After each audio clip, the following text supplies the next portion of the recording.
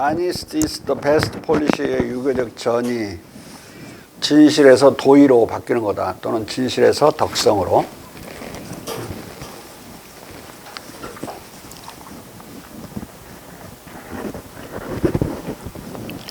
먼저 걸림돌이란 서양의 Honesty is the best policy 격언의 정직이 공자의 정자정야의 객관적, 외향적 의미, 공적, 보편적, 도의적 올곧음이나 제도를 바로잡는 것과 반대로 발생 당시의 진실, 속마음과 엄표의 일치성, 즉 기만, 속임, 거짓 없는 참말의 주체의 진실한 양심과 관련된 사적, 내면적, 주관적 의미만을 지녔었다는 것이다. Honesty is the best policy 격언은 베버 등이 퍼뜨린 그릇된 소문으로 인해 흔히 프랭클린의 조어로 잘못 알려져 있지만 실은 프랭클린 당대로부터 160여 년 이상 거슬러 올라가는 시대에 조어된 격언이다. 지금 이건 원래 만들어질 때 이 아니스트는 그야말로 거짓이냐 정직이냐, 거짓말 정치냐 정직한 거짓말이 아닌 말로 하는 정치냐, 이거 뜻으로 나왔어요. 페이크 뉴스를 생산해서 하는 정치, 페이크 팔리틱스죠. 그것과 진실된 거짓이 아닌 넌나이, 거짓 아닌 정치, 두 개의 대립 개념 속에서 이게 발생했다. 자. 따라서 누구든 프랭클린의 Honesty is the best policy는 이 오래된 격언의 재탕일 뿐이고 공자의 정자정야와는 전혀 관련 없다고 충분히 이의를 제기할 수 있을 것이다. 그런데 여기서 우리가 주목해야 하는 중요한 점은 Honesty의 의미가 최초의 사적, 내면적, 주관적 어휘 단계에서 공적, 객관적 어휘 단계로 전이되었다는 것이다. 이를 입증하기 위해 유사 격언을 처음 사용한 영국 성공의 목사 에드윈 샌디스의 사용 맥락을 탐구해보자. 그는 찰스 1세의 편에 섰던 보수적 왕당파 성공의 목사였다. 이베리아와 이탈리아의 중국학의 영향을 많이 받은 리처드 후커를 지도 교수로 모시고 대학 교육을 마친 샌디스는 가톨릭 탁발승의 파올로 사르피의 도움으로 1599년 이탈리아에서 유럽 여행 중에 탈구한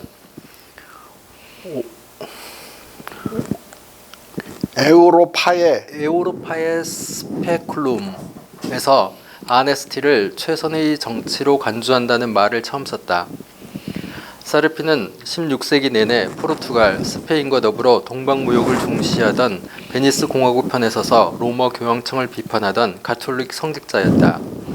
로마 가톨릭의 미신, 예수 그리스도 대신 마리아 성모상을 내거는 우상 숭배, 예수회의 사기스럽고 기만적인 종파적 거짓말 정치 등을 신랄하게 비판하는 샌디스의 이 쟁론서는 그의 뜻에 반해 1605년 런던에서 종교 상태에 관한 진술이라는 제목으로 영역 출판되었다.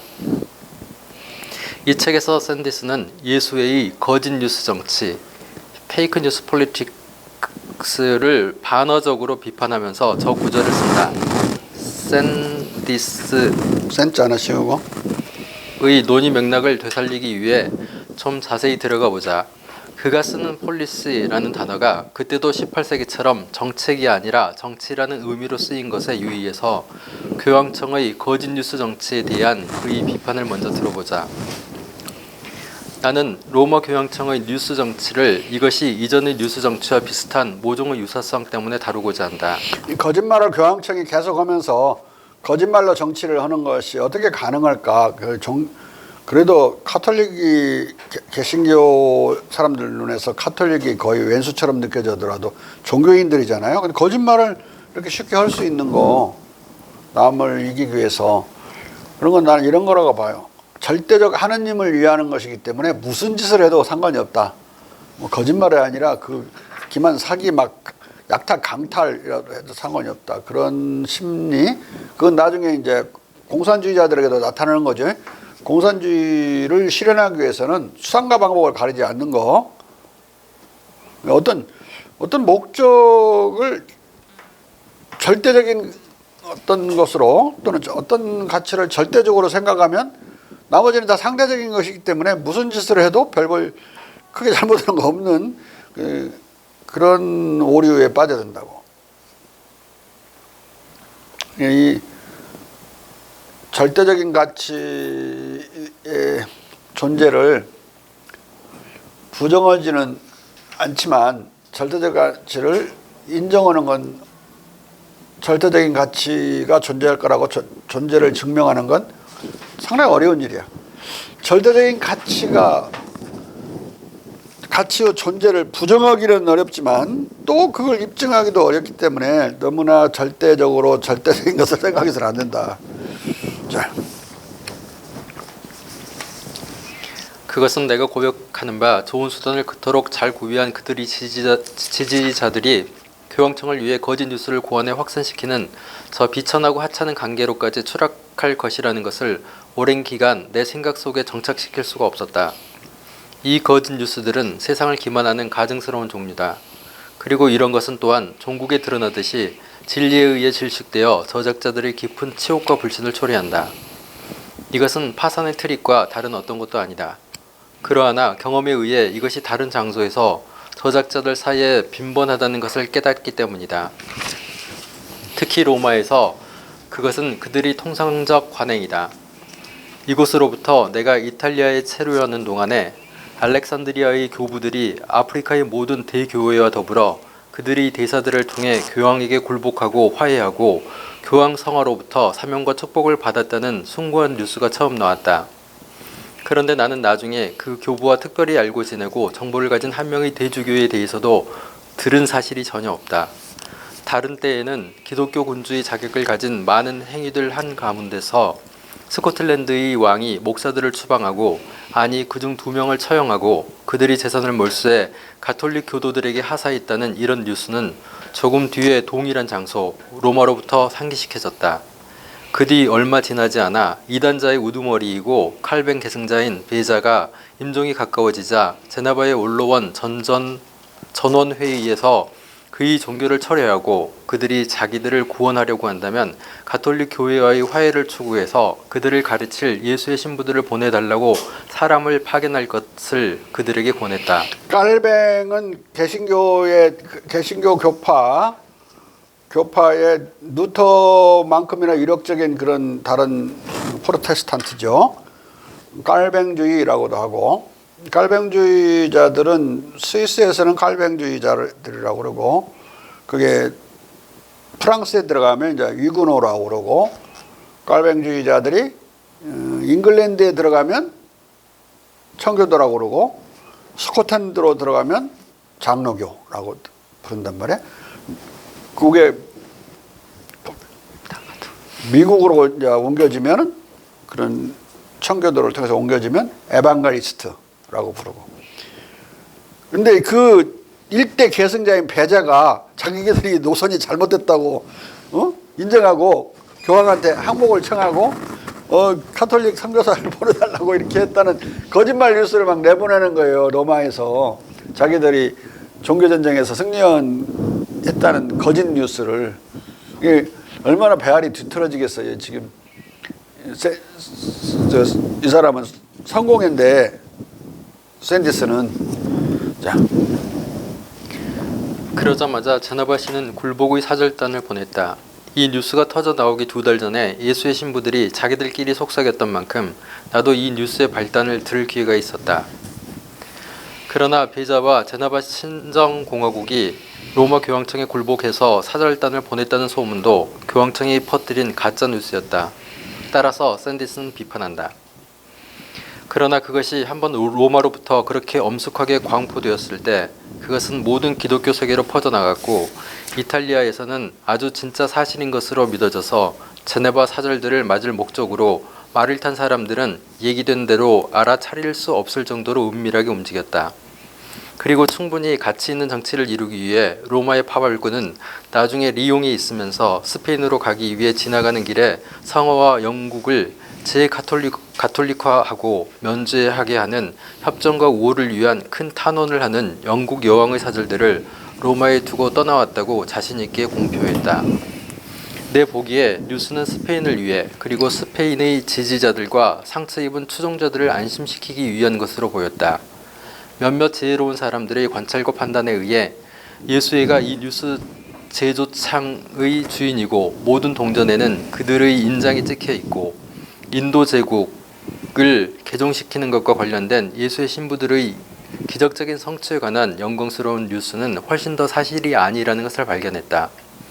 그리고 마지막으로 답변에서 적들을 모호하게 속이는 것을 합법적으로 만드는 양심 문제에서의 모든 신의 성실의 독트린이 그들의 생명이나 자유가 문제와 관련되는 일일 때는 언제든 그들이 신앙을 버리더라도 예수의 신부들은 자기들의 몇몇 친구들에 의해 너무 배짱 좋은 기만자들이라는 것이 체록되었다.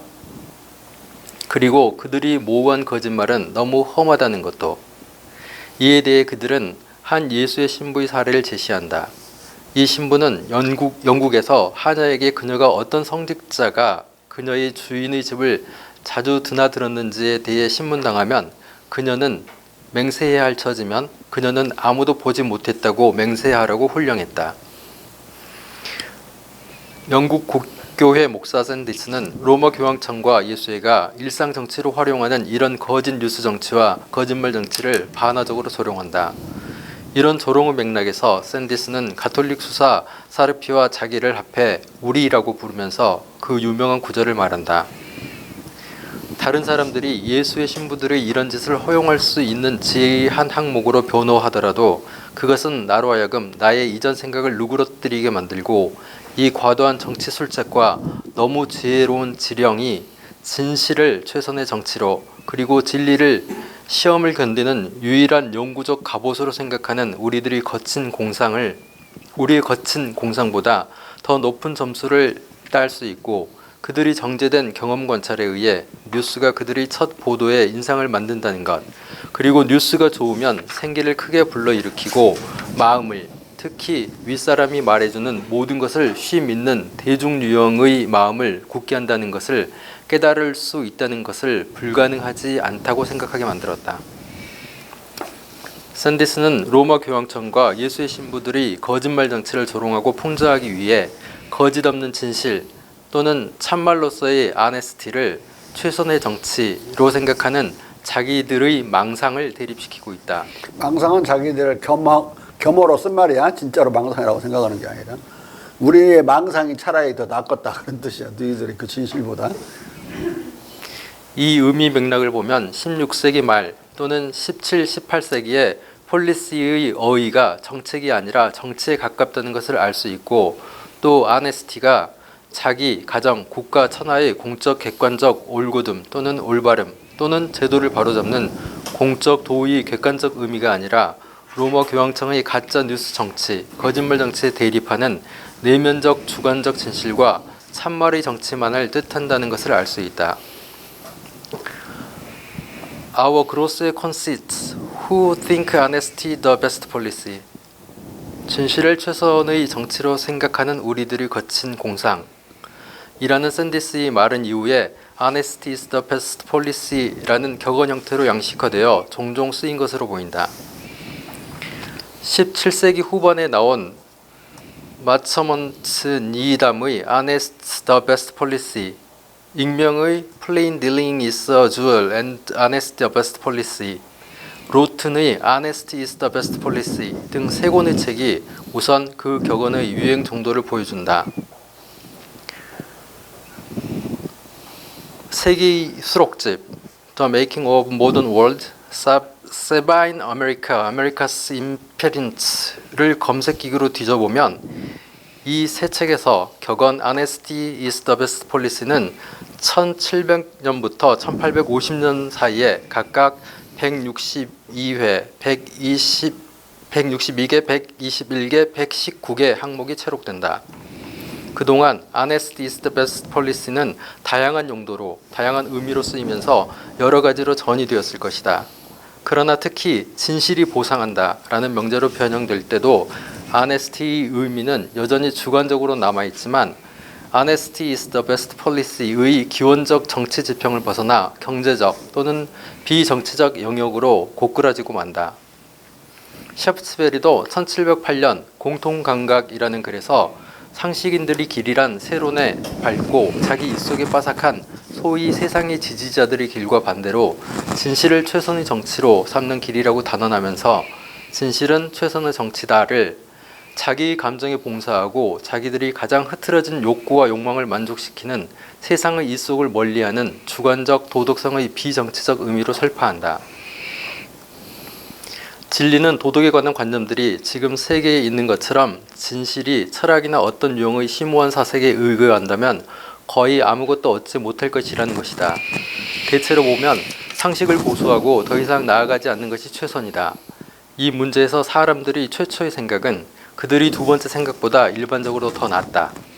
사람들이 본성적, 자연적 관념들은 학습이나 도학자들이 자문에 의해 정제된 관념들보다 더 나은 것이다. 상식과 더불어 속담에 따르면 진실은 최선의 정치다. 그러나 정제된 속담에 따르면 이 세계에 대해 유일하게 잘 조언을 받은 인물들은 편력하듯이 길을 잘못 든 망나니들이다. 그리고 자기 감정에 봉사하고 자기들이 가장 흐트러진 욕구와 욕망을 만족시키는 자들은 홀로 자기 이속을 챙길 것으로 생각된다. 이들은 지자이고 이들은 이 세상의 지혜 자체다. 1708년 셰프스베리는 Honesty is the best policy를 커먼 스피치라고 하고 있다. 이것을 보면 17세기 말부터 Honesty is the best policy는 이미 신구교를 초월한 모든 영국 학자들의 속담으로 자리 잡은 것으로 짐작된다.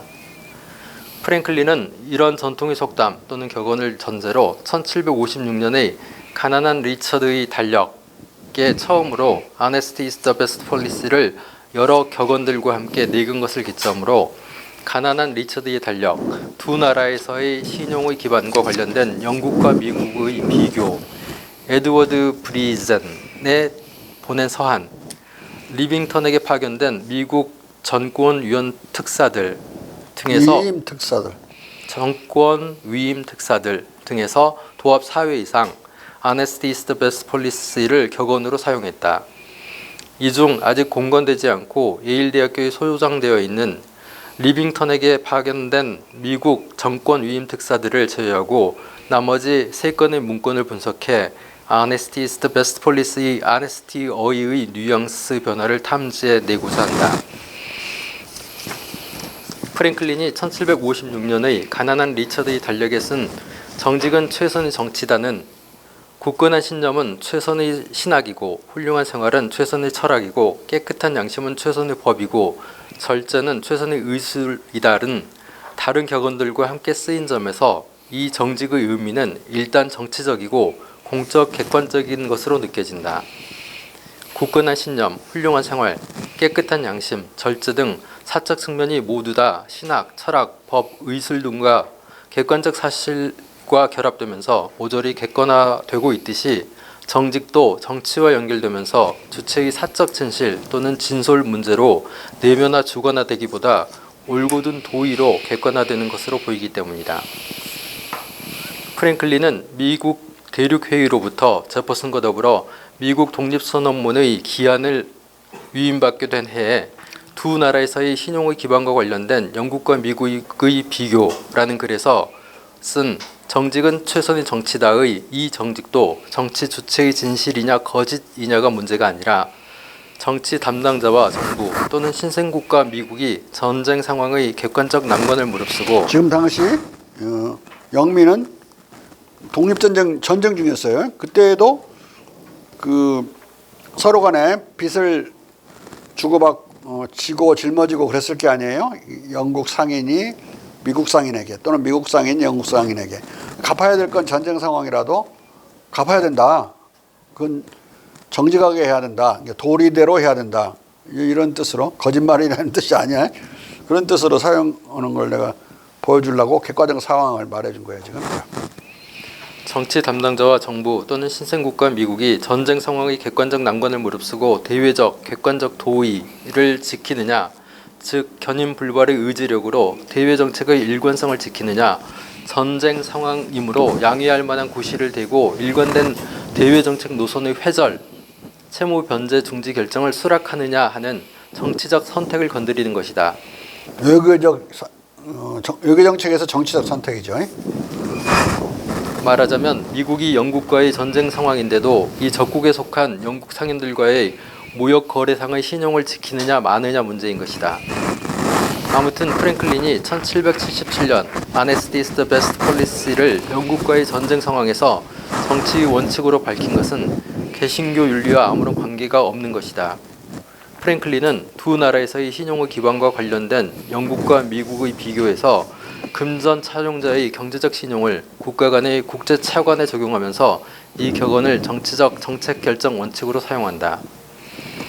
프랭클린은 먼저 한 인간의 신용을 좌우하는 요소로 1. 과거의 대부를 존중하는 그의 알려진 행동과 변제 시간 엄수 2. 그의 근면성 3. 검약 4. 소득의 수량과 확실성 및 사전 채무 관계로부터의 그의 자산의 자유로움 5. 자산의 개선과 타인들로부터의 원조에 의한 근거 있는 미래 전망 6. 자산 관리의 현명함과 대부로부터 올린 수익 7. 자발적 채무 변제와 관련된 그의 알려진 청렴과 정직한 성격 등 7가지 주객관적 요소들을 들고 있다.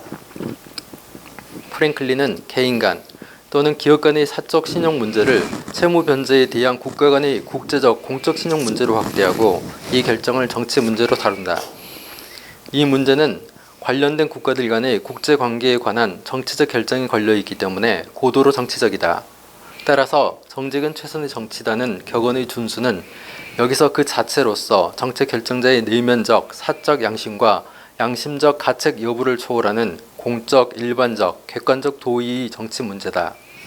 그는 말한다. 채무의 정직한 지불에서의 성격과 관련해서 미국이 공공차관을 변제한 시간 엄수는 첫 번째 항목으로 입증되었다. 그리고 이러한 시간 엄수에 대한 백성들의 좋은 일반적 성향은 이 독립전쟁의 발발 이래 영국에 대한 사적 채무의 성실한 지불에서 명확하게 드러났다. 미국에는 상업과 주어진 신용의 통상적 과정에 18개월의 무역에 해당하는 금액의 채무가 언제나 있기 마련이라고 주장하면서 평화가 회복될 때까지 이 채무 지불을 중지하자고 제안한 몇몇 정객들이 없지 않았다. 그러나 이에 맞서 장관들로부터 받은 손해가 상인들에게 안갚음되어서는 아니 되고 또 신용은 신의 성실의 신뢰 속에서 맺어진 사계약의 결과라고 따라서 이 계약들은 신성하게 여겨지고 성실하게 준수되어야 한다고 주장되었다. 사적 신의 위반으로부터 생겨나는 것으로 간주되는 공적 유용성이 무엇이든 그것은 정직이 실은 최선의 정치이기에 부정의하고 종국에는 지혜롭지 못한 것으로 드러날 것이기 때문이다. 이 원리에 따라 그 제안은 보편적으로 배격되었다. 여기서 honest being in truth the best policy는 진실이 실은 최선의 정치다로 번역하면 의미가 전혀 통하지 않고 오로지 정직의 도의 또는 도의 실행이 최선의 정치다 또는 덕치가 최선의 정치다로 옮겨야만 비로소 뜻이 통한다. 프랭클린은 영국과의 독립전쟁 중에 쓴 이 글에서 전쟁 중에도 영국의 사기업과 진실이 최선의 정치다 그러면 거짓말하지 않는 것이 최선의 정치라는 뜻인데 이렇게 번역해 버린 뜻을 이해하면 맥락이 안 닿는다고 이 사람이 지금 말하는 맥락에서. 자. 전쟁 중에도 영국의 사기업과 미국 사기업 간의 채무 변제나 신용 거래 관계를 손상 없이 유지하는 대외 무역과 관련된 정직한 도의의 집행 또는 덕치의 실행을 최선의 정치의 원리로 지지하고 있다.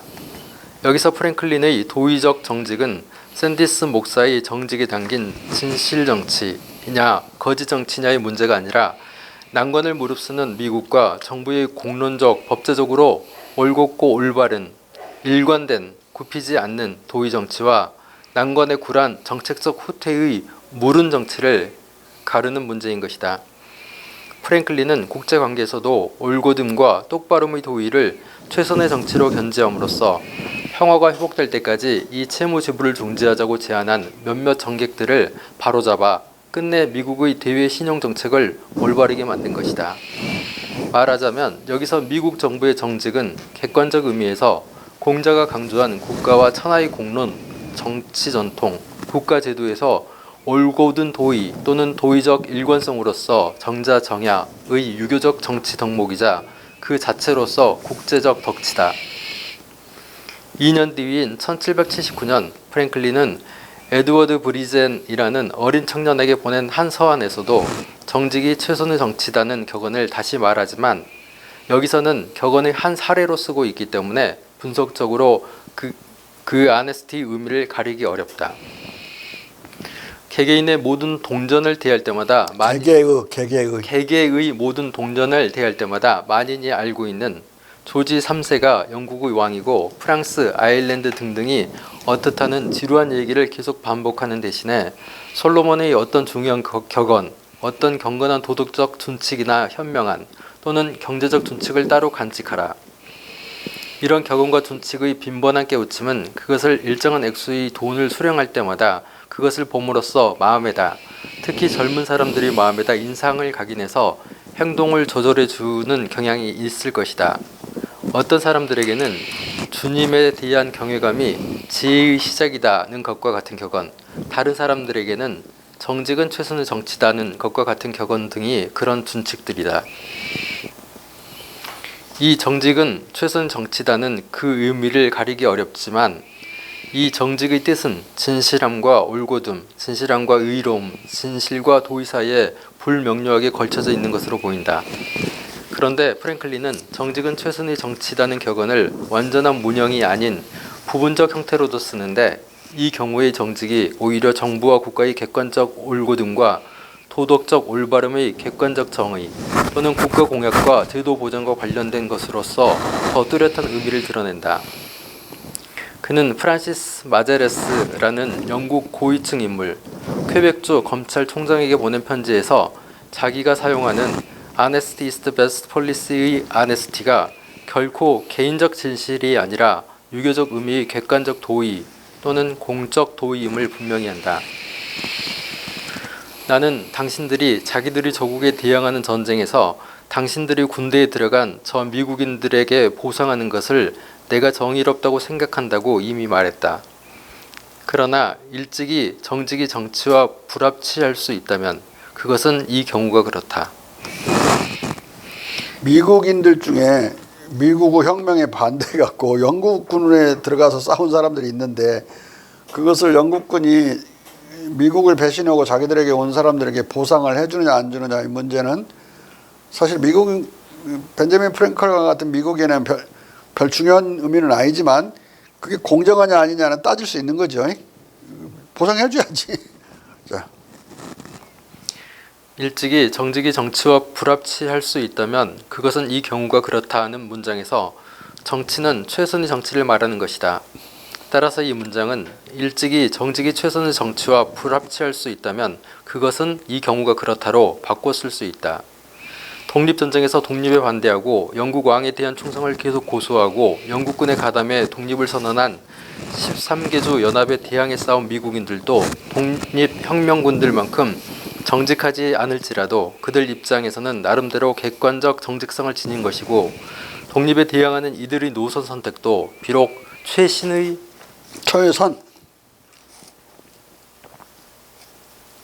최선의 정치는 아닐지라도 나름대로 좋은 정치다. 이런 까닭에 프랭클린은 영국 정부가 이 미국인들에게 보상하는 것이 정의롭다고 생각한 것이다.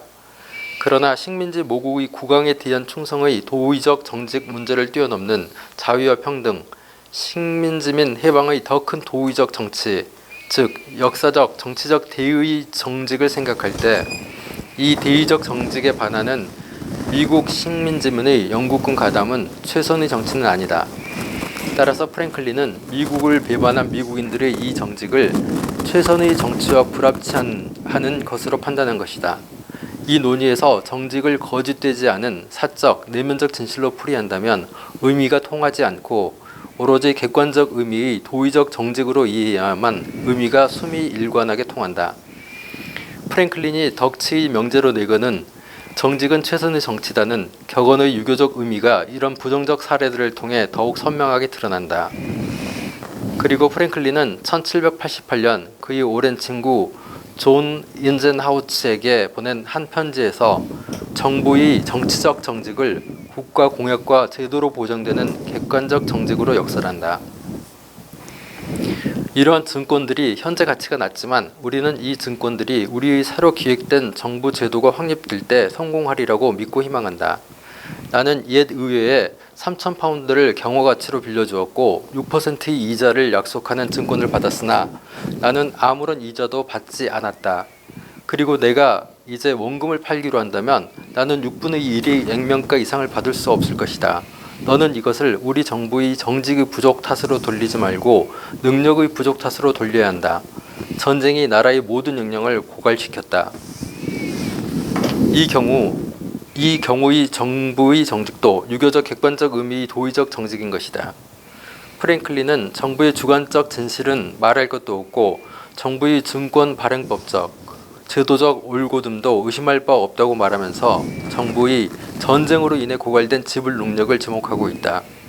그러나 그는 이 증권들도 정부 제도가 확립되면 성공하리라고 확신한다고 말함으로써 정부의 정직을 객관적 제도로 곧 실행될 올곧고 올바른 도의로 이해하고 있다. 프랭클린은 정직은 최선의 정치다는 격언의 정직을 누이에게 보낸 한 편지에서 국가와 국제사회의 공적 정직이 아니라 사적인 그러나 객관적인 정직의 의미로 낮춰 적용해 경제적 사업활동의 정직으로 쓴 적도 있다.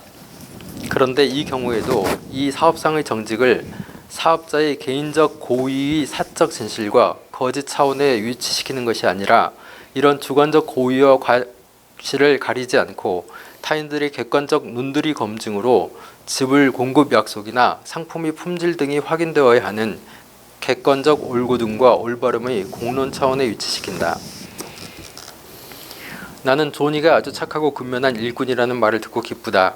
그는 언제나 금세공 사업을 시작한다면 그것 없이는 그가 어쩌면 그 사업에서 번영하지 못할 하나의 교양이 있는데 그것이 바로 완벽한 정직이라는 것을 상기시켜 주어라. 그토록 똑바로 경영할지라도 언제나 미심쩍을 수밖에 없는 것이 사업이다.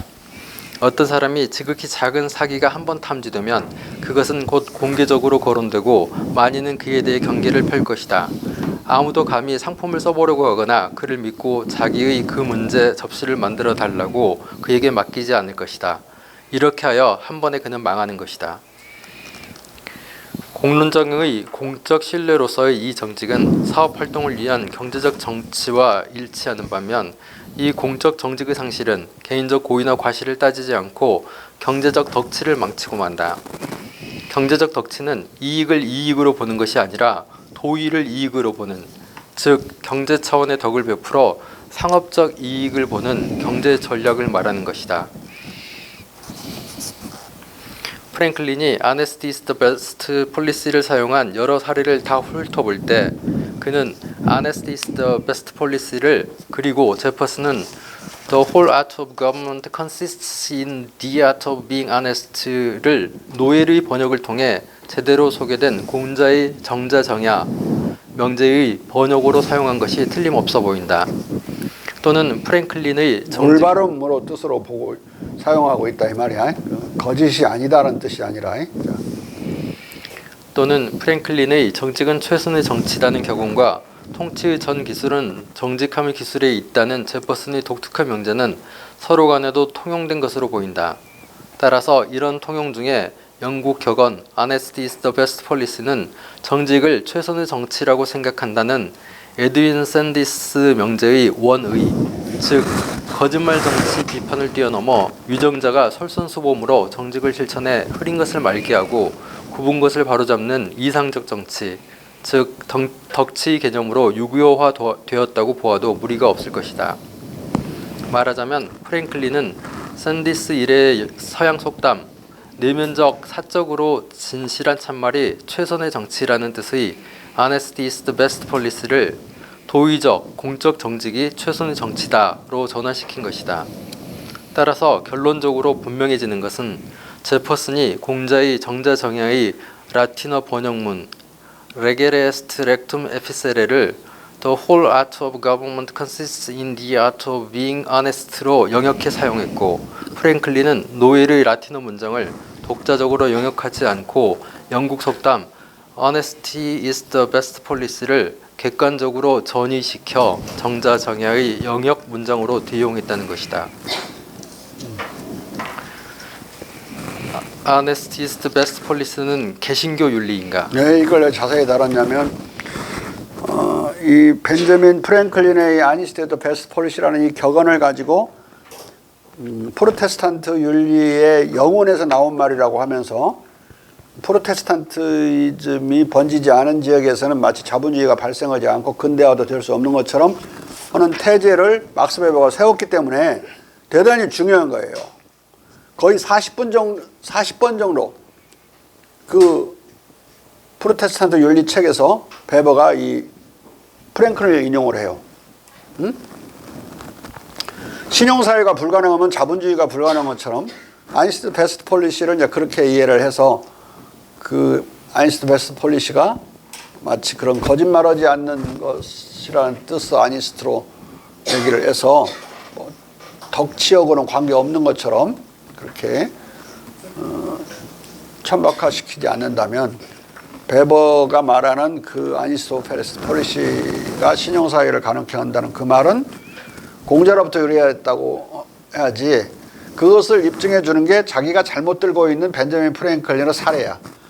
벤자민 프랭클린은 유생이고 그 뜻을 이미 전이시켜서 사용하고 있고 그것은 그 자신의 것이 아니라 오래된 영국 속담의 것이고 그것을 정자정야를 번역하는 데 대용했을 뿐이기 때문에 이 실수는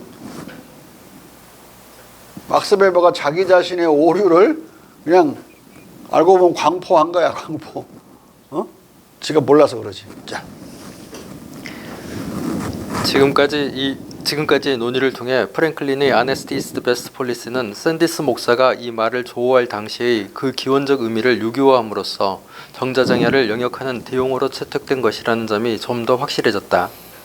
그러나 이런 입증으로써 이 명제는 막스 베버의 일련의 그릇된 주장이 학술 무대를 선점한 마당에 그 설득력을 얻기 어려울 수 있다.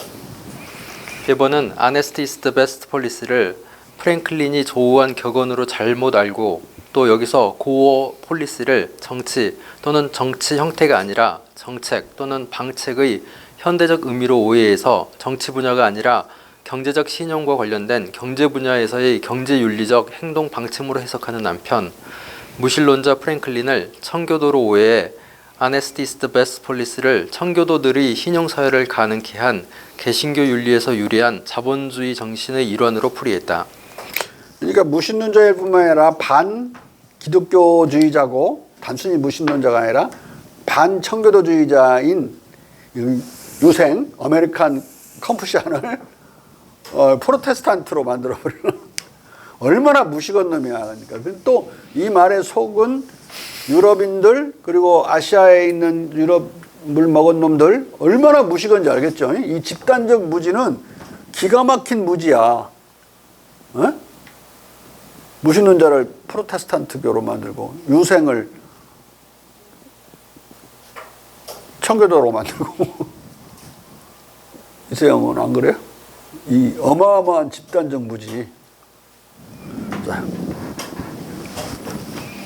개신교 윤리와 자본주의 정신에서 베버는 프랭클린이 시간은 돈이다, 신용은 돈이다라는 자본주의적 근본 사실과 함께 영국 격언 아네스티 이즈 더 베스트 폴리시를 신용사회의 원리로 갈파했다고 밝히면서 그의 마음속으로부터 특징적 방식으로 말하고 있는 주체는 바로 자본주의 정신이다 라고 단정했다.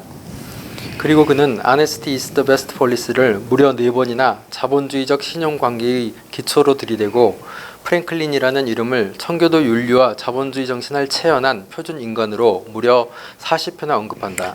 그러니까 프로테스탄티즘과 자본주의 윤리와 자본주의 정신이라는 책은 프랭클린이라는 사람이 없으면 무너져 버리는 책이에요. 그러니까 여기서 프랭클린의 정신 사상을 내가 자세히 다룬 게 이 실은 막스 베버의 그 헛소리를 무너뜨려 버리려고. 자. 그리고 만인에 대한 불신에 빠진 중국 유저들의 보편적 불신을 청교도들의 이 정직한 신용관계와 대비시킨다.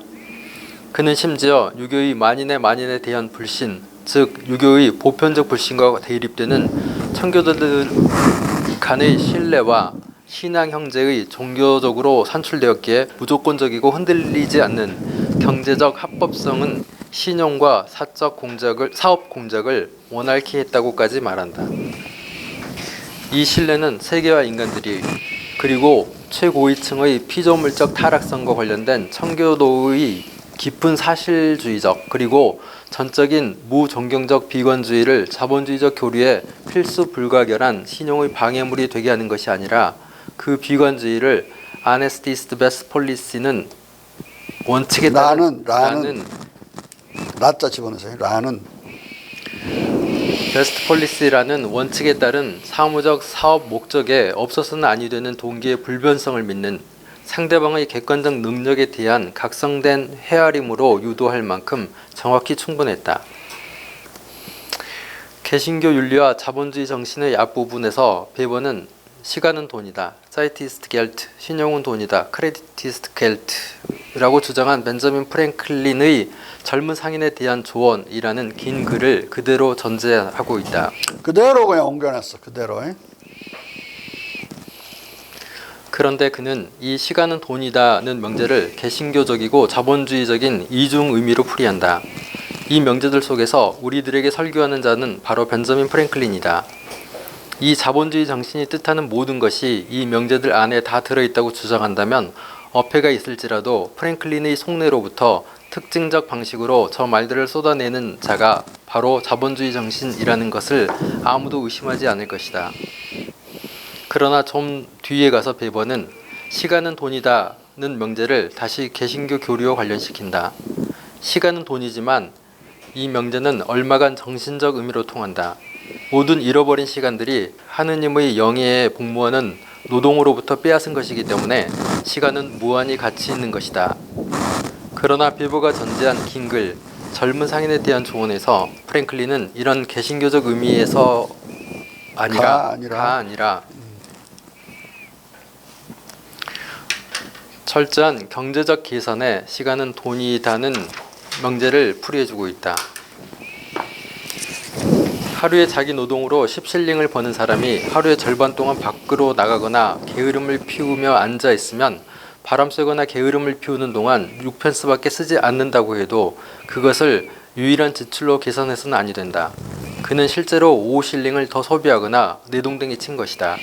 10실링 받을 사람이 반절을 놀았다 그러면 못 벌었잖아. 뭔가 그 손해난 것이다 이거야. 이렇게 종교적 의미가 전혀 없이 정확한 그냥 시간 노동 시간 노임 계산에서 나온 순수히 경제적인 타산이에요. 무슨 종교하고 무슨 상관이 있어. 자.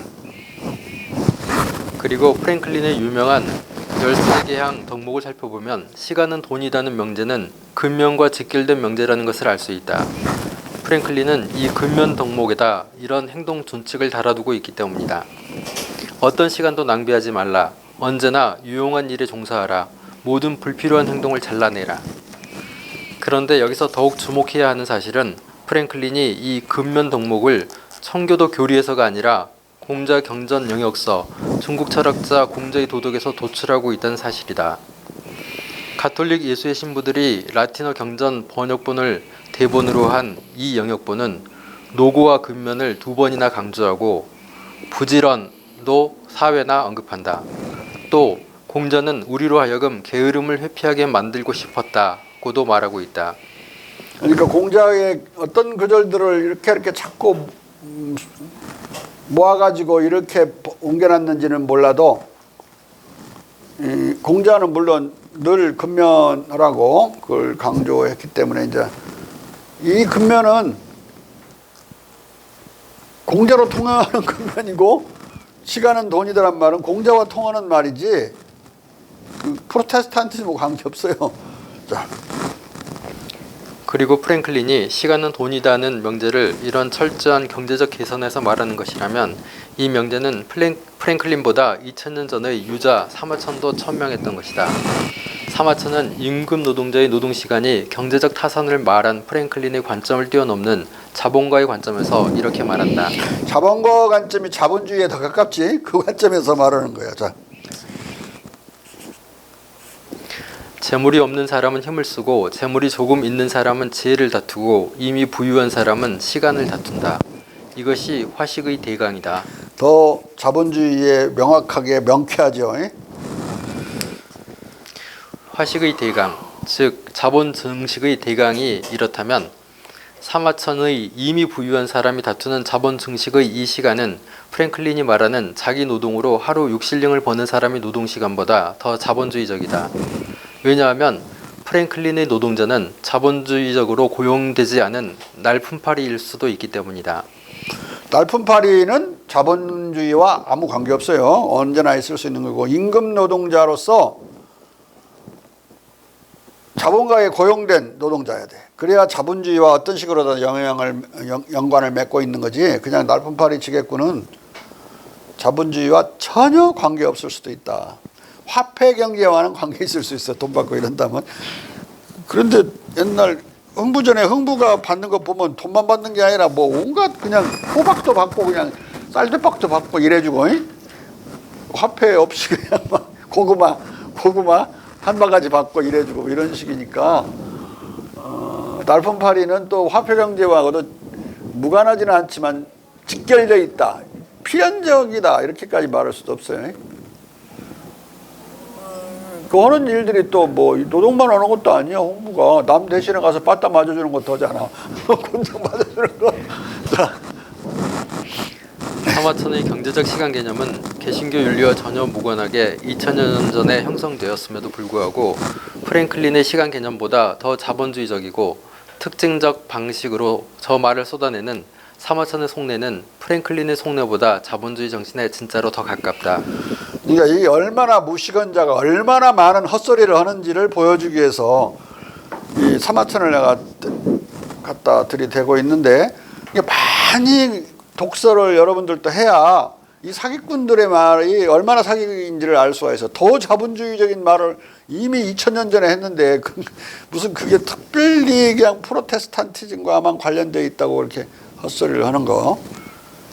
근데 그게 속는 어마어마한 대중, 또 그것 좀 읽어가지고 엄청 잘난 척하고 자기가 가르치는 제자하고 싸워가지고 소송당해갖고 막 막스 베버만 막 팔다가 경희대에서 우리 저 최치원 박사가 학생이 대들었어요. 그러고 나중에 저 비대면 막 문자 논쟁을 하다가 서로 좀 거친 말들을 서로 주고받으니까 뭐 욕하고 막 그랬는가 봐. 최치원 박사가. 그러니까 걔도 막 욕하고. 그리고 서로 소송 걸었어. 걔가 대든 건 뻔하지. 너무 그 한국 문화나 유교가 문화를 경멸하는 식으로 강의를 하니까 아닐 수도 있지 않느냐 뭐 이렇게 대들었겠지. 내용이 그렇대 보니까. 그 이영재가 갖고 온 거 보니 이영재한테 자기가 강의 중에 순수한 마음에서 했다고 하는 그 소명서를 하나 써갖고 와서 최천 박사가 거기다 서명해달라고 그래. 자기는 그래서 이영재가 못 해주겠다고 그러네. 학생 말이 맞구만. 근데 아이고 그러지 말라고. 자기 좀 죽겠다고 그러더래. 그러니까 지금 그따위 말을 하면 아무리 내 강의를 안 들었던 학생이라도 기분 나빠갖고 지금 한국에 얼마나 잘 사는데 어저께도 뭐 애미상인지 애비상인지 타더만 그 애들이 가만히 있겠어? 되지도 않는 소리 계속 한다고 그러지? 그 싸움이 나지. 자. 다른 한편 프랭클린은 신용이 돈이다는 명제도 개신교와 전혀 무관하게 순전히 경제적 타산에서 풀이해준다. 어떤 사람이 그의 돈을 집을 길이 된 뒤에도 내 손안에 들어 있게 한다면 그는 내게 이익, 즉 그 시간 동안 내게 그 돈으로 만들 수 있는 만큼의 이익을 주는 것이다. 이것은 어떤 사람이 크고 좋은 신용을 가지고 있고 이 신용을 잘 쓰는 경우에 상당한 액수에 달한다. 그러나 빌보는 위 글에서 보듯이 격언 Honesty is the best policy를 자본주의적 신용의 기반으로 제시함으로써 개신교 공동체의 교우적 신뢰와 직결시키고 있다. 교우적 신뢰란 개신교를 믿는 사람들끼리의 어떤 절대적인 믿음에다 직결시키고 있으니까 뭐 개신교와 카톨릭 사이에는 전혀 뭐 경제 행위가 불가능하겠네. 뭐 프랑스와 영국 간에는 전혀 무역이 안 되겠네. 여기는 카톨릭이고 개신교니까 말 같지도 않은 소리를 하고 있어요. 자. 그리하여 베버는 프랭클린이 정치와 경제 정책의 좌우명으로 내걸었으나 개신교 윤리와 전혀 무관한 격언 Honesty is the best policy를 개신교의 핵심적 윤리 원칙으로 단정하고 개신교 윤리와 자본주의 정신에서는 Honesty is the best policy 원칙이 아예 청교도에서 기원한 것이다라고까지 단언하며 Honesty is the best policy를 자본주의적 신용관계의 기초로 무려 4번이나 들이댄다. 그리고 앞서 지적했듯이 개신교 공동체의 교우적 신뢰를 중국 유저들이 전혀 근거 없는 보편적 불신과 대비시키고 있다. 그런데 베버는 Honesty is the best policy 격언과 관련된 이 연쇄적 개신교 윤리적 논변들을 프랭클린의 글에 대한 오독을 바탕으로 전개하고 있다. 그는 개신교 윤리와 자본주의 정신에서 Honesty is the best policy를 개신교의 핵심적 윤리 원칙으로 단정하기 전에 이렇게 말하고 있다. 의미 맥락을 찾기 위해 길게 인용한다. 여기에서 제세례파적 구원론이 신의 개인적 계시로서 양심에 의한 통제에 부여한 엄청난 의미는 그들이 직업 생활에서의 행동 거지에 대해 우리가 비로소 훨씬 더 상세하고 그리고 그 다음에도 개신교적 금욕의 전체적 정치 윤리와 사회 윤리의 논의 없이 가능한 한에서만 알게 될 큰 의미를 가진 하나의 성격을 각인한다.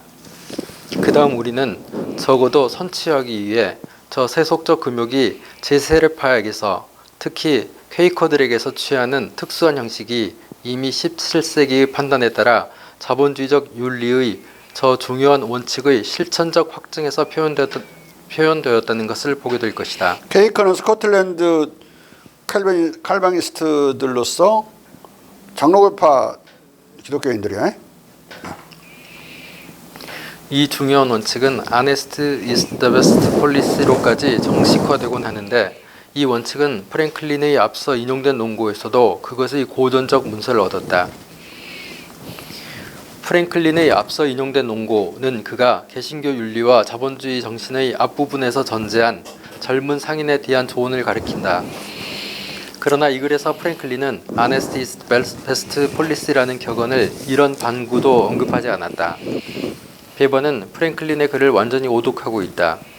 또 프랭클린이 즐겨 쓴 이 격언과 정직이라는 유교적 덕성 개념은 먼저 정치와 관련된 것이지 경제와 관련된 것이 아니다.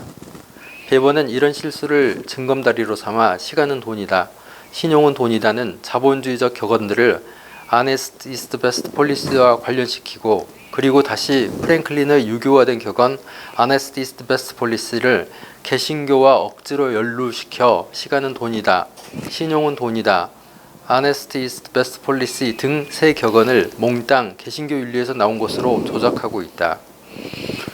그러나 프랭클린은 청교도가 아니었을 뿐만 아니라 무신론자에다 무종교자였다. 따라서 프랭클린을 윤리적 청교도 또는 도덕적 청교도로 특징짓는 것이 처음에 꽤 그럴싸하지만 실은 이렇게 특징짓는 수법도 더 조심스럽게 고찰할 필요가 있는 것이다. 내가 하는 말이 아니라 다른 사람 인용하고 있어요. 노 피르턴 인용문이야. 그는 청교도가 아니었어요. 전혀 청교도가 아니다. 청교도에 적대적이었다니까. 내가 연구해 본 바와 의하면 그 적대성을 안 들키려고 해서 동네 사람한테 안 들키려고. 자. 왜냐하면 저 13개 덕목 중 침묵, 결심, 중용, 평정, 겸허 등은 청교도적 칼뱅주의 윤리 범위를 크게 벗어나기 때문이다. 즉 프랭클린의 도덕적 완벽화 아이디어는 기독교와 아무런 관계가 없었다. 공자 철학에 대해 거의 아는 것이 없는 것 같은 제임스 캠프벨의 분석에 의하더라도 프랭클린의 덕목들은 칼뱅주의 영역을 훨씬 뛰어넘는 요소들을 가지고 있었다. 따라서 그는 프랭클린이 청교도들과 달리 사회적, 본성주의적 인간 행복 개념에 핵심적 관심을 갖는 다른 실용적 정신의 도덕적 사상가들과 연관되어 있음을 강조하는 것이 훨씬 더 가치가 있어 보인다고 결론 지으면서 그를 실용주의자로 분류한다. 자, 실용주의는 공자 정신과 아주 직결된 것이죠. 실용주의는 뭐의 그런 절대적 원칙에 따라 매여 있지 않고 실제로 그 유틸리티에 가까운 것들을 중시하고 미래의 유틸리티가 될 만한 것들을 중시했다. 실용주의는 또 도덕주의와 나란히 가는, 공자는 어떤 실용성이나 이익을 무시한 게 아니에요. 군자는 도의에 받고 소인은 이익에 박다 그럴 때 소인을 멸시해서 한 말이 아니라고. 도의는 군자가 도의에 밝은 건 이익을 보면 의리를 도의를 생각한다. 그런 또 다른 명제가 있죠. 도의는 이익을 봤을 때는 백성들에게 그 이익이 돌아가도록 만들려고 하는 거 또는 공평하게 만들려고 하는 거 이것이 자기한테는 먼저인 거지 군자한테는. 그러니까 군자가 이익과 무관한 것이 아니라 이 백성의 이익을 증진시키기 위해서 애를 쓰는 도덕적인 자세가 군자에게는 먼저 그 도의가 먼저인 것이지 이익이 먼저인 거 아니지. 군자는 백성의 이익을 증진시키기 위해서 있는 거예요. 근데 그 사람은 자기의 이익은 추구하지 않는 거야. 멸사봉공의 정신에 따라. 군자가 해야 되는 일은 소인의 이익을 소인으로 하여금 이익에 받게 만들고 이익을 최대로 증진시킬 수 있도록 모든 법과 제도적 장치를 만들어주는 것. 그게 군자의 일이에요. 이익과 무관한 사람이 아니라 남의 타인의 이익이나 백성의 이익과 직접 관계하는 사람이라고 사실. 그러니까 아까 그 말 군자는 도의에 받고 소인은 이익에 받다, 이에 받다 이 말을 이제 뜻대로 이제 제대로 내가 금방 해석한 대로 하면 군자는 도의에 밝아야 하고 소인은 이익에 밝아야 돼요. 소인이 이익에 얻으면 나라 망해. 돈 안 벌어버리면 멍청한 짓만 하면 어떻게 하려고 그래. 세금 못 걷고 나라 망해버리지. 그래 안 그래 김진우. 그러니까 공자가 말한 것도 거기에 해야 된다는 말 뜻으로 넣으면 뜻이 분명해져. 군자는 도의에 밝아야 되고 백성을 위해서 희생을 하는 도의에 밝아야 되고 소인은 이익에 밝아야 된다. 그러면은 소인이 이익에 밝다는 것에 대해서 경멸적인 의미가 아닌 거지. 반드시 밝아야 되는 거지. 자. 그런데 사회적 본성주의적 인간 행복 개념과 반형이상학적 실용주의는 바로 유교의 핵심 가치들이 아닌가. 신대륙의 청교도 사회에서 실용주의는 큰 철학적인 의미로 보면 어떤 형이상학에게도 반대하는 거예요. 응? 선생님 죽음이 뭡니까? 그 죽음이 뭔지 어떻게 알아? 산 놈이 그걸 막 생각하면 형이상학으로 가는 거야. 삶이 뭔지도 모르겠는데 왜 그런 걸 묻냐고 거꾸로 혼냈죠. 그러니까 그게 현세주의고 실용적인 입장이에요. 어떤 형이상학도 거부하는 거. 풀 수 없는 문제를 가지고 하느님은 어떻게 생겼는지 하느님의 논리는 무엇인지 이런 거 연구하면 이제 기독교 신학이 되는 거죠. 그런 건 하지 않는다 이 말이에요. 자. 신대륙의 청교도 사회에서 프랭클린은 자신이 무신론자나 무종교자로 비칠까 봐 평생 조심했다. 그럼에도 불구하고 그의 무종교적 무신론적 심사는 런던에서 자유와 필연, 쾌락과 고통에 관한 논고를 저술해 인쇄본을 낸 이후 1743년경 또 한 번 주변 사람들에게 간파당했고 그를 비난하는 소문들도 나돌았다. 그리하여 그의 누이가 이에 대해 걱정을 표명한 적이 있다. 이에 프랭클린은 누이에게 이런 편지를 보낸다. 아까 내가 앞서 한번 귀뜸했던 거죠. 여기 이제 진짜 나오는 거야. 마치 너는 내가 예배에 반대한다고 생각하는 것처럼 그리고 내가 선한 일은 천당 갈 자격이 있다고 믿는다고 생각하는 것처럼 표현하고 있다. 나는 둘 다 너 자신의 상상이고 근거가 없다고 생각한다. 나는 신에게 예배하지 않아야 한다고 생각하는 것과 거리가 아주 멀어서 나 자신이 사용하기 위해 예배서를 통째로 썼을 정도다. 그리고 나는 여기서 할 수 있는 작은 선이 장차 아주 방대한 보상을 받을 자격이 있을 수 있다고 상상할 정도로 취약한 자들은 이 세상에 만약 있다면 소수일 것이라고 생각한다. 너희 뉴 잉글랜드 독트린과 예배 안에는 내가 동의하지 않는 몇 가지 것들이 있다. 그러나 나는 그것들을 비난하거나 그것들에 대한 너의 믿음과 실행을 흔들고 싶지 않다. 뉴 잉글랜드에는 퓨리탄들이 집결돼서 살고 있는 거니까 퓨리터니즘을 가리키는 거야. 우리는 그럼에도 불구하고 그 자체로서 옳은 것들을 싫어할 수도 있다. 뉴 잉글랜드는 동부에 있는 5개, 6개 주를 가리켜요. 최초에 그 이민을 갔을 때 메이플라워 상륙한 지역을 계속 확대해 나가면 펜실베니아까지 포함하는 거야. 이 펜실베니아 출신이죠. 이 벤자민 프랭클린도 지금 여동생도 거기 살고 있는 거야. 펜실베니아가 뉴잉글랜드의 가장 남쪽이지. 자 위에 메인주 막 이렇게 올라가면 이제 진짜 꼴통들이랑 이제 말이 안 통하는 사람들인데, 자 우리는 그럼에도 불구하고 그 자체로서 옳은 것들을 싫어할 수도 있다. 나는 다만 너로 하여금 내게 동일한 허용을 해주고 덕선과 내 오빠에 대한 보다 나은 견해를 갖도록 만들고 싶을 뿐이다.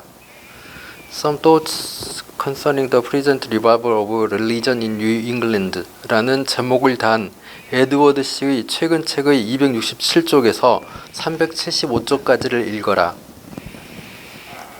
여기서 에드워드는 기도, 청문, 노래, 종교 모임 참가와 같은 귀의 활동의 외적 의무들을 논한 뒤 올곧음, 진실, 온유, 용서, 이웃사랑의 행위들과 같은 도덕적 의무들이 신의 눈앞에서 그의 예배의 모든 외적인 것들보다 훨씬 더 큰 중요성을 갖는다고 확언한다.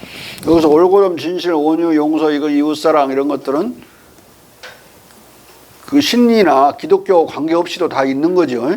이게 더 중요하다고 이 사람이, 에드워즈라는 사람이 말하고 있으니까 너도 한번 읽어봐 이 말이야. 이건 본성도덕과, 인간은 본성에 들어있는 것들이죠. 본성도덕과 관계 있는 거라고. 사랑이나 이웃사랑이나 이런 것들은 뭐 다 인간이면 다 하는 것이고, 이걸 하지 않으면 살 수가 없는 거죠. 인간은 사랑이 없으면 인간은 죽어요. 삶은 곧 사랑이고 사랑은 곧 죽음, 그 삶인데, 사랑이 없는 사람은 결국은 자살하든지 죽든지 굶어 죽든지 그런다고. 아팠는데 사랑하는 관계에 있지 않으면 누가 먹여주겠어? 굶어 죽죠. 근데 또 자기가 혼자 사는데 아무도 안 찾아오고 명절날이 계속 반복돼도 안 찾아온다. 그러면 노인들 자살한다고.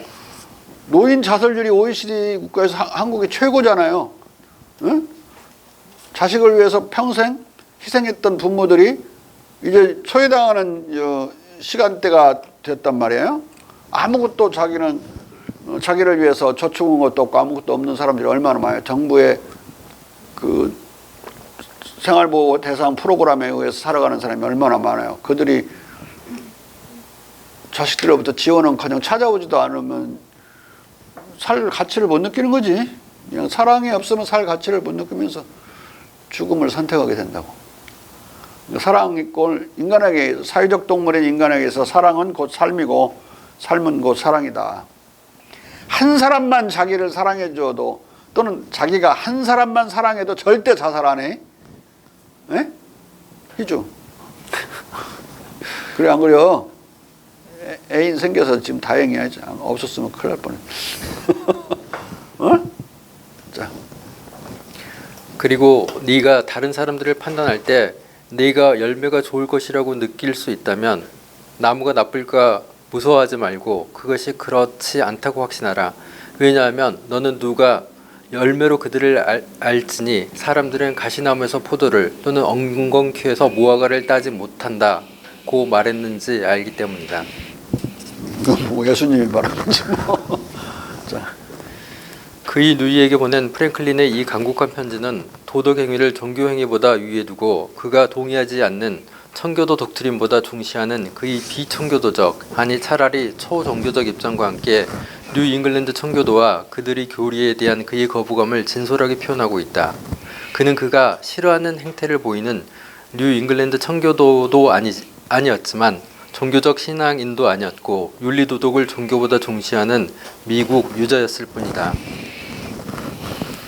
프랭클린이 그가 공자와 극동 사람들처럼 특정 종교에 얽매이지 않는 보편 종교의 관점에서 유실론과 무실론을 가볍게 교대로 채택하기도 하고 가볍게 넘나들기도 하는 미국 유저였다는 것은 누이에게 보낸 편지에서보다 84세의 나이에 예일 대학 총장 에즈라 스타일스에게 보낸 서한에서 더 뚜렷하게 드러난다. 프랭클린은 일평생 이실론, 다실론, 그리스 로마 신화, 고대 유럽 종교, 아시아의 여러 종교, 구역선서, 원시 기독교, 가톨릭, 프로테스탄티즘, 칼뱅주의, 케이커교, 장로교, 영국 국교의 성공회, 뉴 잉글랜드 개신교 정통파, 미국 토착 종교 등 수많은 종교적 견해들을 다 살펴보았다. 그는 스타일스에게 그의 최후의 종교관을 이렇게 표명한다. 80세 죽음에 가까워졌을 때 그래도 굴하지 않고 자기의 젊은 시절의 그 확신과 일치하는 그 종교관을 내보인다고. 자. 나는 하나의 신, 우주의 창조주의 존재를 믿는다. 그가 우주를 그의 섭리로 다스린다는 것, 그가 숭배되어야 한다는 것, 우리가 그에게 바칠 수 있는 가장 받아들일 만한 서비스는 그의 다른 자식들에게 선을 베푸는 것이라는 것. 인간의 영혼은 불멸이고 이승에서의 인간 영혼의 행동에 관해 다른 생에서 정당하게 대우받을 것이라는 것을 믿는다. 이것들을 나는 모든 건전한 종교의 기본 항목들이라고 이해한다. 그리고 나는 내가 어느 종파에서 이 항목들을 만나든 이것들을 당신이 그렇듯이 중시한다. 이것은 경천하고 경귀신하며 조상신을 숭배하는 공자와 극동 사람들이 가졌던 보편 종교적 기본 신앙이다. 영혼 불멸이라는 건 뭐 그렇게 강력한 믿음으로 우리 동양인들이 아니 극동 사람들이 가진 건 아니지만 3대에 걸쳐서 덕을 베풀어야 판사 하나 나온다 이런 말은 그 3대에 걸쳐서 열심히 조상들부터 이렇게 그 귀신의 음덕이 있어야 뭐 한다 이런 거나 똑같은 그런 신념들이죠. 귀신이 음덕이 있어야 된다는 말은 귀신이 살아있다는 소리 아니야. 죽어서도 안 죽는 불멸설을 그냥 생활 속에서는 믿고 있어요. 그래 안 그래? 그 떡거리기만 하고 있어. 마이크에 소리 들어가서 최대한 자제하고 있는 거. 상관없지 들어가도. 추석 때 열심히 제사 지내고 왔습니다. 제사 지내는 것 안에 이미 어느 정도는 영혼이 불변이라고 하는 불멸이라고 하는 그런 믿음들 뭐 근데 아주 독트리네르하게 아주 독단적으로 믿지는 않지만 그냥 생활 종교로 믿는 거죠. 생활 종교, 시민 종교. 시민 종교란 나쁜 짓 하면 하느님한테 혼난다 이런 어떤 막연한 조물주에 대한 두려움 같은 거나 또는 덕을 베풀면 결국 하느님의 보상을 받는다 이런 막연한 믿음 이런 것들을 다 시민 종교라고 그래. 네? 알겠죠? 뭐 교회 다녀갖고 뭐 종교가 만들어져 갖고 성직자들이 나를 뭐 이렇게 매니지먼트하고 그런 의미에서의 종교는 그냥 종교고 시민 종교는 일반적으로 가지고 있는 막연한 어떤 종교적인 생각들 또는 확신들, 믿음들을 가리키는 거예요. 자, 그거 없이는 국가는 불가능해. 일반적인 시민 종교는 도덕에 대한 믿음이 없으면, 즉 덕성에 대한 믿음, 도덕성에 대한 믿음이 없으면 국가가 아까 불가능하다고, 법이 불가능하다고 말했듯이. 도덕은 뭐야? 도덕적인 행위를 하면은 그냥 하느님이 보상해 줄 것이라는 막연한 믿음 없이 그 일반 사람들이 막 하나? 나의 본성을 믿고 그런 건 철학자가 하는 소리지. 일반 사람들이 하는 소리가 아니란 말이야. 자. 프랭클린은 자신의 보편 종교적 관점에서 유교적 경천사상과 조상신 숭배를 우주의 창조자의 존재와 영혼 불면에 대한 믿음과 상통하는 모든 건전한 종교의 기본 항목들로 받아들였을 것이다. 모든 건전한 종교라는 그 표현에서 프랭클린의 세속적 보편 종교 사상이 역력하다. 그런데 그가 그의 생의 어느 시기에 공자의 저 보편 종교관을 정확히 접하고 알았을까? 그는 충분히 알 수 있다. 당시 미국에 알 수 있었다. 어자가 들어가야 말이 통할 것 같아요. 그는 충분히 알 수 있었다. 당시 미국에 잘 알려진 저명한 오리엔탈리스트 윌리엄 존스도 자기가 총재를 맡은 아시아의 역사 등의 연구협회 창립 7주년 강화에서 쿠플레이 공자 경전 라틴어 번역서 중국 철학자 공자의 논어절의 끝부분에 나오는 공자의 어록을 영어로 전하고 있다. 공자는 말한다. 상제가 우주를 다스린다는 것을 완전히 확신하는 자, 만사에서 중용을 택해야 하고 자기의 인간 종족을 완벽하게 알아야 하고 자신의 삶과 이의 범절이 신과 인간에 대한 자신의 알매 합치될 수 있도록 인간 종족들 사이에서 행동해야 하는 자는 한 현자의 모든 의무를 이행하고 인류의 보통 집단을 훌쩍 뛰어넘는다고 참으로 얘기될 수 있다. 쿠플레팀의 번역과 이것을 중역한 존스의 이 엉성한 번역문도 벌써 프랭클린의 위 인용문과 아주 닮았다. 주지하다시피 프랭클린은 이 두 번역 외에도 60여 년 전에 중국 철학자 공자의 도덕의 서문에서 이미 상제를 자세히 설명하는 이런 구절들을 읽었을 것이다. 우리말로는 이제 한자로는 상제인데 우리말로는 한올림 또는 하느님.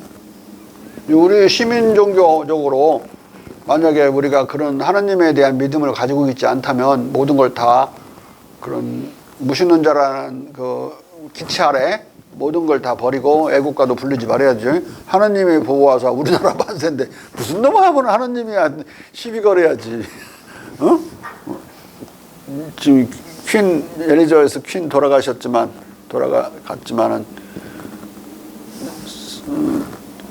God save the queen, our queen인지 더 퀸인지 모르겠네. 신이여 우리 여왕을 구해주소서라고 하는 그 유니언잭 거기 영국 국가의 첫 구절이 그거죠. 신이여 우리 여왕을 구해주소서. 뭐 하느님이랑 똑같은 거지 뭐 그게. 예? 또 미국 성조기 국가인가 뭔가 미국 국가에도 다 하느님이 어찌고 저찌고 나와요. 그 다 문제가 많다고 무신론자가 소송 걸면은 걸릴 수 있는 거야. 근데 어떤 무신론자도 그렇게 모든 우리의 관습상의 그런 언어나 또는 행위를 다 부정할 만큼 또라이 무신론자는 없죠. 우리 지저교가 그러려나? 자. 독자의 만족을 위해 여기서 필수적인 것은 중국인들이 그들이 태초로부터 공자의 시대에 이르기까지 우상을 섬기지 않았고 또 그릇된 신들이나 이미지들을 가지지 않았고 오로지 우주의 창조주께만 찬양을 바쳤다는 것을 천명하는 것이다. 그들은 이 창조주에게 언제나 상제라고 불렀고 황제라고 이름 부르는 그들이 세 번째 황제가 이 상제를 위해 사원을 건축했다. 이 사원은 아마 신에게 예, 앞에 있는 황제는 누르왕자고 뒤에 황제는 우리가 제왕할 때 황자예요. 근데 둘 다 발음이 똑같죠. 이 황제는 이제 나 같은 장수 모든 지구상에 사는 성씨, 황씨를 가진 모든 황씨의 이제 선조가 이 황제야. 이 황제를 그 종친회가 그 황제의 자손을 묶은 종친회가 대만에 있어. 대만에 황씨 종친회, 전 세계 황씨 종친회, 황제의 자손들. 자, 이 사원은 아마 신에게 지어진 최초의 사원일 것이다. 그들이 신에게 붙인 상제라는 이름은 주제자 또는 주제적 황제를 뜻한다. 주인, 황제 또는 왕을 뜻하는 제의 칭호나 왕의 칭호를 아주 빈번히 취하는 아주 많은 중국 황제들이 존재했다는 것. 그러나 감히 상이라는 칭호, 즉 주제자의 칭호를 취하는 황제는 발견되지 않고 그들은 제 앞에다 상을 놔서 상제라고 한 왕은 없었다 이 말이야. 진시황도 그런 짓은 안 했으니까. 자, 그들은 언제나 우주의 절대적 재판관에게 그 칭호를 존경의 념으로 남겨놓았다는 것은 언급될 만한 것이다. 또한 프랭클린은 영어로 되어 있는 거니까, 그리고 자기가 젊었을 때 22살, 3살 때 읽은 거니까 뭐 꽤 아주 박했겠죠. 아, 나는 이런 시는 좋아한다. 그 퓨리타니즘의 시는 싫어. 이제 그렇게 마음을 정리했겠지. 자. 또한 프랭클린은 본문에서 공자의 보편 종교관에 관해 이보다 더 선명한 다음의 표현들을 접했을 것이다. 공자는 그의 독트린 전체에 걸쳐서 정신의 안개를 흩어뜨리고 악덕을 근절하고 그가 하늘로부터 받은 선물인 것으로 화근하는 도덕적 완전 무결을 재확립하는 것 외에 다른 것을 꾀하지 않았다. 이 말은 이제 공자의 중용에는 이제 진성이라는 걸로 나타나거든요. 다할 진짜 바탕성자, 본성을 때 성자, 본성을 다한다. 현대 말로는 인간의 타고난 본성을 개발해서 완성하는 걸 뜻하는 거예요. 자기 완성 또는 자기 실현. 자기 실현 이런 말이 이제 진성, 다할 진짜, 바탕성자로 나오는데 완전 무결성을 인간은 타고났는데 이것들이 잘 개발돼야 되는 거죠. 타고난 것은 사실인 게 누구나 똑같이 타고난 건 아니지만 거의 비슷하게 타고났어요. 응?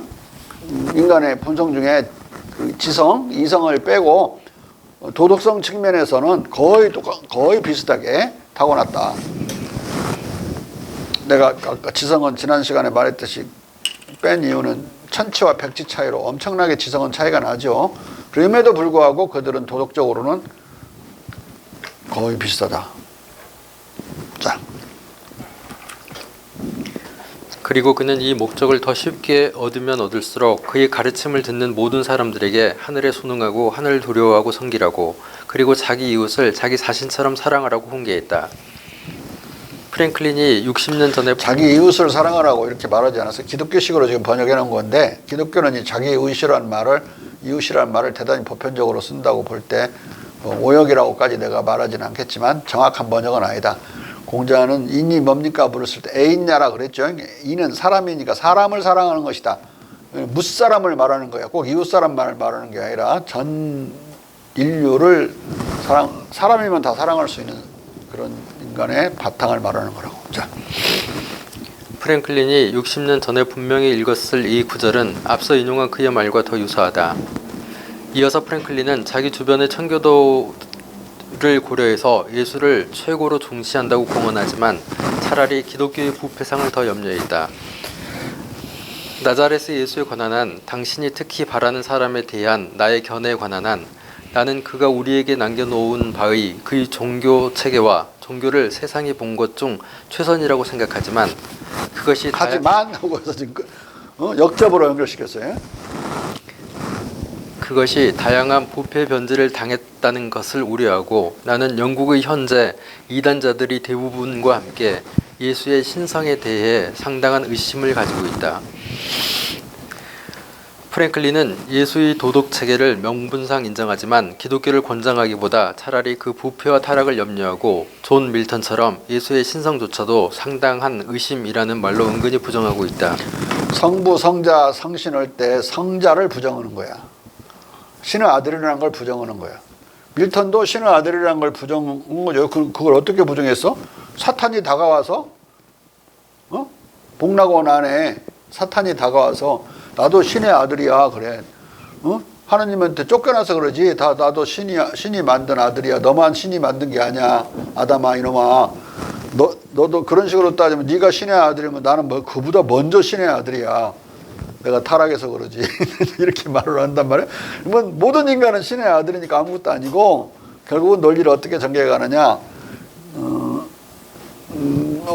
고통받고 있는 이 백성들, 인류를 위해서 자기가 대신 더 큰 고통을 감수하는, 십자가에 못 박히는 그런 자기 희생을 통해서 속죄를 하는 대속, 인류를 대신해서 속죄하는 대속의 논리 속에서 십자가에 못 박혀 죽는 그 모델. 그러니까 살신성인의 모델로서 살아갔기 때문에 덕스로 최고의 지덕을 발휘했기 때문에 하느님이 나중에 아들로 인정해서 하느님 옆에 앉히는 식으로 복락원은 되어 있어요. 살신성이라고는 공자 논리를 가지고 복락원을 다 써놨다고. 기독교 논리가 아니라. 일단 그러니까 예수의 신성을 부정해버린 거지. 예수가 신성을 얻게 된 건 그 지덕을 발휘해서 하느님이 인정해 줌으로써 얻은 거예요. 나중에서. 보통 인간이랑 똑같은 거 아니야? 우리 공자가 말하는 성인이지 그냥. 자. 그리고 프랭클린은 이승으로 건너가는 통로인 죽음을 앞두고 신과 예수에 대한 그의 모든 물음들을 이렇게 종합한다. 나는 덜 어렵게 진상을 알게 될 기회를 곧 예상한다.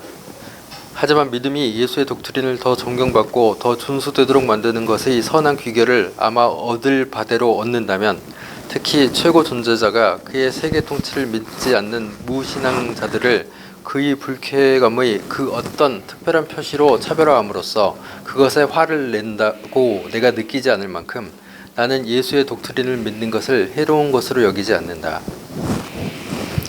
이것은 신이 무신앙자들을 차별하지 않을 것을 전제로 신과 예수에 대한 의심에도 불구하고 신과 예수를 이 의심이 다 풀리기도 전에 미리 믿는 것을 해롭지 않은 것으로 인용한다는 말이다. 프랭클린은 신의 모든 자식들이 신의 존재를 믿든 부정하든 신이 이 자식들을 다 사랑할 것이라고 논변하고 있다. 이것은 프랭클린 자신과 같은 무신앙자도 신앙자와 마찬가지로 구원의 기회를 얻을 것이라는 논지다.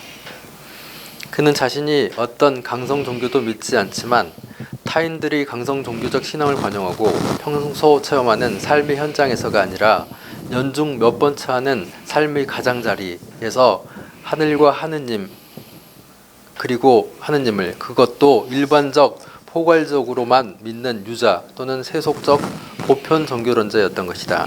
그러니까 유자들은 제사 지낼 때만 신을 생각하고 평소 때 싹 잊어버리고 지내고 점칠 때만 싹 생각하고 그다음에 점 안 칠 때는 뭐 아무것도 안 믿어. 이게 삶의 가장자리에서만 신을 인정해주지 삶의 한복판에 넣어가지고 밥 먹을 때도 기도하고 막 하루에 6번씩 메카를 향해서 절하고 이런 강성 종교로서의 삶을 거부하는 거예요. 대신 그들이 그렇게 사는 것 자체를 적대하지는 않고 그놈들이 나를 의심하지 말고 감시하지 말라 이 말이야. 자, 하지만 베버는 자기의 프로테스탄티즘 태제에 사로잡혀 미국 국부의 대표자 벤자민 프랭클린이 개신교만이 아니라 그 어떤 종교도 믿지 않는 무종교자, 무신론자, 무신앙자였을 뿐만 아니라 공자만을 숭배한 인물이었던 사실을 까맣게 모를 만큼 철저히 무식했다. 막스 베버가 무식해도 좀 무식해야지. 그냥 철저히 무식해. 자, 그리고 베버는 위에서 인용된 글에서 저 세속적 금욕이 제세례파에게서 특히 퀘이커들에게서 취하는 특수한 형식이 이미 17세기의 판단에 따라 자본주의적 윤리의 저 중요한 원칙의 실천적 확증에서 표현되었고 또 이 중요한 원칙이 Honesty is the best policy로까지 정식화되곤 했다고 말하고 있는데 이것도 순전히 그릇된 말이다. 우리가 이미 살펴보았듯이 Honesty is the best policy는 17세기가 아니라 퀘이커든 제세례파든 이들이 고개를 내밀지도 않았던 16세기 말에 샌디스와 사르피에 의해 조어되었다. 샌디스는 영국과 네덜란드의 청교도, 켈뱅주의 개신교도나 독일의 루터파, 경건주의 개신교도가 전혀 아니고 오히려 영국과 스코틀랜드에서 청교도와 루터파를 적대적으로 탄압하던 영국 국교회 목사였고 카르티는 가톨릭 수사였다. 그러니까 프로테스탄티즘과 아무 관계없는 사람들이 처음 만들어낸 조화예요. 근데 그 무슨 거기다가 막 그냥 그 칼빈이즘을 뒤집어 씌우고 난리를 치고 그걸 추적을 안 해본 것 같아. 하여간 뭐 내 느낌은 내가 지금까지 뭐 70에 가까울 정도로 책을 읽었는데 내가 읽은 책들 그 학자들 중에 누구도 나만큼 책을 읽은 사람이 없더라고. 되지도 않는 소리를 막 써놔요 이렇게. 그 읽어보면 금방 알 걸. 사르피를 추적해보고 샌디스를 추적해보면 알 것을 전혀 몰라요 이렇게. 자. Honesty is the best policy라는 격언은 베버가 주목하는 칼뱅주의 프로테스탄티즘과 그 기원에서부터 이렇게 아무런 관련이 없을 뿐더러 오히려 프로테스탄티즘을 적대하는 인물들에 의해 만들어진 것이고 애당초 교황청의 거짓말 정치를 비판하는 말로 투입되었을 뿐이다. 그리고 18세기에 프랭클린은 이 격언을 완전히 유교화해서 덕치의 의미로 사용했다. 결론적으로 Honesty is the best policy는 그 기원에서부터 18세기에 유교화될 때까지 개신교와 전혀 무관한 원칙이었고 그리고 유교화된 뒤에는 아예 기독교 일반과도 무관한 원칙이었다. 게다가 이 원칙은 경제 원칙이 아니라 1차적으로 정치 원칙이었다. 프랭클린은 Honesty is the best policy를 공자의 명제, 정자정야의 대용어로 사용했기 때문이다. 자, 대충 감을 잡았어요? 상당히 복잡한 논리들이 많이 전개됐는데 김진우 알아들었어? 재밌어 재미없어? 거짓말이나 하고 거지. 오늘 여기까지 하겠습니다.